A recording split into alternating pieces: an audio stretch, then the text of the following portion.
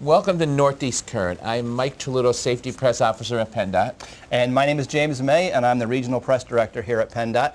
We are in what is sometimes referred to as the heart of PennDot. Some people refer to it as the belly of the beast. It is our Traffic Management Center. During major snowstorms or flood events, our Traffic Management Center also becomes our Incident Management Center. And one of the things we want to do on today's episode of Northeast Current is to talk a little bit about how these cameras behind you and the message boards that one of our employees is working on right now, how these can help you with the upcoming snowstorms that will be coming this way here in northeastern Pennsylvania. But what we want to do as we move throughout the show is to go through some of the questions that we've been getting recently on some of the projects that we have, some of the new safety license plate that we have that came out. And Mike, why don't you go through and we can address some of those. There's a lot of projects going on out there now. So one of the major questions is that over on Kaiser Avenue in Scranton. Can you give us an update on what's happening over on Kaiser Avenue in Scranton? Well, this is a project that's been underway for quite a while now. For many, many years, people have been asking, when are you going to go out and work on Kaiser Avenue? This is just a road that has been in need of repair for a long time. We did go out and do some work, and basically we're working all the way from about the Morgan Highway, where that comes down right there, the Central Scranton Expressway, all the way into Taylor Avenue, or I'm sorry, to Oak Street in Taylor. And so that's the extent of the project. What's happening there now, and this is where a lot of the questions are coming, over the course of the last few months, the utilities, there's a lot of utility work taking place under the ground there. There's gas lines, there's many times fiber optic, there's sewer and water and a whole bunch of different utilities that are underneath the ground that people don't even realize.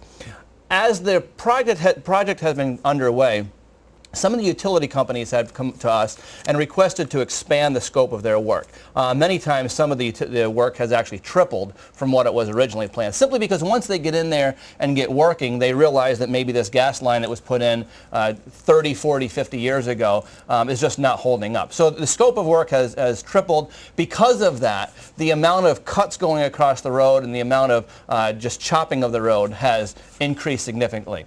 We went back and re-looked at that after the fact, and because of the amount of work that was done, we were able to secure another $3 million, and we have gone in now, and at this point, from the entrance to McDade Park all the way down to Oak Street and Taylor, we've gone down and torn up, we've removed about 8 inches of the road there.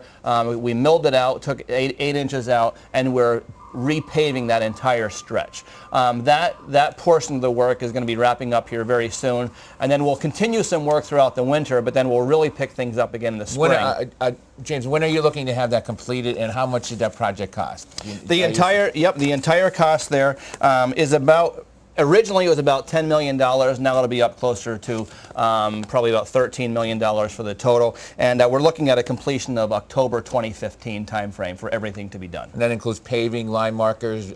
Right, and along with this, and again, this is kind of the bad news, good news on this. The good news is that while we're doing this work, your utilities are upgrading their system as well. So that means that the folks in that area that have the gas lines, the sewers, the water, that's all being upgraded at the same time. So all of that work should be done in the fall of 2015. Well, that's a good thing. You don't want to see, after you have it paved, them cutting it up and putting a utility thing. And you know what? And that's why when they came to us and said, can we expand the scope of our work, the temptation is to say no. You know, it wasn't in the original plan, so we're not going to allow you to expand. But our thought was, you know, while we have the road torn up and while we're doing the work, we'd rather have them go in now, do their upgrades, rather than to do it later. Okay, well, and when I'm out and talking on safety, I get a lot of questions about a project over in West Scranton called Linden Street.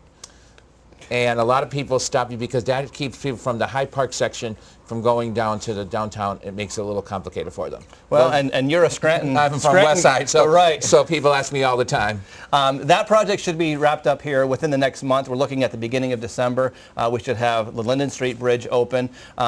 Just this week as well, we did open the Spruce Street Bridge. That was the one, you remember, was hit by an excavator. There was an excavator in the back of a vehicle. That was hit just about a year ago. That happened. It was last November. And so we opened that up just this last week. That opened up. That also means that the the on-ramp that goes underneath that bridge is also the Cedar Avenue on-ramp that takes you up to the Central Scranton Expressway, then up to 81. That is also open now. That was closed because of the bridge being closed. So that was opened up. There's another bridge, 407, up near Lackawanna State Park. That was opened up recently. So we are in the process of opening a lot of bridges, but unfortunately we're also in the process of either posting or closing a lot of bridges as well in the area. Okay, well, another large project, and this is not in Lackawanna County, it's out in Pike County. We get a lot of issues about Interstate 84. Can you tell us what the we brought a prop with us here today. This is a core sample. Many times you'll hear us refer to the fact that we went out and we took a core sample of a road, and it may have come back that there were issues with the compactness, there are issues with just a whole bunch of issues. What's happening on 84, and this is almost a little mini chemistry 101 class from 9th grade chemistry. Back in the early 1970s when they built Interstate 84, they had a brand new and improved cement that had just come out into the market. And they had tested it, and it was good, it was strong. And anytime that you make concrete, you mix cement with rock. And you can see that here in this court. This is actually out of Interstate 80. But when you mix concrete, you have cement and rock that you mix together to form concrete. And it looked good. However, what they did not know at the time was that certain rock that was found in certain little pockets around the world would have a chemical reaction with this new cement. When that would happen, it would form what's called alkali-silica reactivity. Essentially, around each one of these rocks, a gel would start to form, almost like a toothpaste around the rocks. This gel would form, and it would cause it to expand, and water would get down in, and it would expand more. And in the early 1990s, when the road should have been, only 20 years old, should have been holding up very, very well, in the early 1990s, they started noticing that there were some major, major issues with Interstate 84. They began doing some research into what it was, and that's when they learned about this alkaline silica reactivity.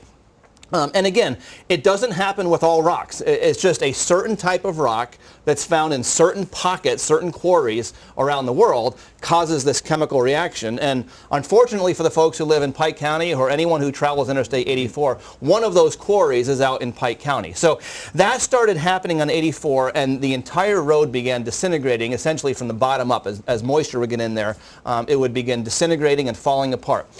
In the early 90s, they came over and just to try to hold it together and to prevent it from falling apart too rapidly, they put some asphalt on the top to try to keep the water out. That held for a little while, but the road just continues to fall apart and to disintegrate. Because of that, unfortunately, what needs to happen, and this is just happened last week, we have to go through and completely remove all of Interstate 84 in Pike County and replace it. A massive, massive undertaking. One of the biggest jobs that we've done here in a long, long time. Perhaps one of the biggest since the building of the Casey Highway. So on that note, they just started. Are they starting it? When is that project going to start? They did. The project has started now.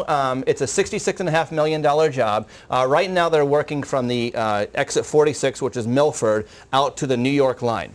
What's going to happen over the next 2 years for that portion of the job, and that's just 1/5 of the job.